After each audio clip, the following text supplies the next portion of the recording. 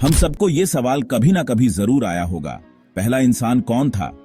हर धर्म अपनी कहानी और विश्वास के साथ इस सवाल का जवाब देता है। आज हम 3 बड़े धर्मों इस्लाम, क्रिश्चियनिटी और हिंदुइज्म की कहानियों को समझेंगे। आइए जानते हैं कि कैसे हर धर्म अपने तरीके से हमारी उत्पत्ति को समझता है। पहले इस्लाम की बात करते हैं। कुरान कहता है कि अल्लाह ने आदम को मिट्टी से बनाया और अपनी रूह से उनमें जान डाली। आदम और उनकी पत्नी हव्वा जन्नत में रहे, पर एक दिन उन्होंने अल्लाह के हुक्म को तोड़ा और फिर उन्हें जमीन पर भेज दिया गया। यहां एक जरूरी बात यह है कि इस्लाम में आदम को पहला इंसान कहा गया है, जिन्होंने अल्लाह के पैगाम को सब तक पहुंचाया। क्रिश्चियनिटी में भी आदम की कहानी मिलती है, जिसमें उन्हें गॉड ने अपनी छवि में बनाया।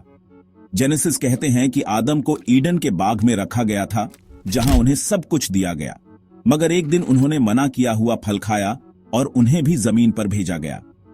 क्रिश्चियनिटी में भी आदम को पहला इंसान माना गया है और यह कहानी इंसान की पाप और मुक्ति के बारे में भी है। अब बात करते हैं हिंदू या सनातन धर्म की, जहां पहला इंसान की कहानी मनु से जुड़ी हुई है। हिंदू माइथोलॉजी कहती है कि मनु पहला इंसान थे, जिन्होंने प्रलय के बाद जमीन पर जीवन को फिर से स्थापित किया। मनु को भगवान विष्णु का अवतार माना जाता है, जो मत्स्य रूप में प्रलय के दौरान उन्हें बचाने आए थे। हिंदू धर्म में मनु को पृथ्वी पर जीवन की नई शुरुआत देने वाले पहले इंसान के रूप में देखा जाता है। तो चाहे हम इस्लाम, क्रिश्चियनिटी या हिंदुइज्म की बात करें, सभी धर्मों में एक बात कॉमन है। हर धर्म में इंसान की पहली कहानी एक डिवाइन सोर्स से जुड़ी हुई है। कुरान और बाइबल में आदम को अल्लाह और गॉड ने बनाया, और हिंदू धर्म में मनु को विष्णु ने पहला इंसान बनाकर दुनिया की नई शुरुआत की। हमारी पहचान और सामाजिक एकता के लिए जरूरी है कि हम ऐसे सवालों पर बहस करने के बजाय एक दूसरे की बिलीफ्स का सम्मान करें। यह सवाल हमें सिर्फ हमारे अलग अलग धार्मिक विचारों को समझने की कोशिश करने का मौका देता है, लेकिन इसका जवाब हमारी मानवता और एकता को तोड़ने वाला नहीं होना चाहिए। इस सवाल का जवाब हर धर्म अपने तरीके से देता है और हम सबके पास अपने विश्वास हैं।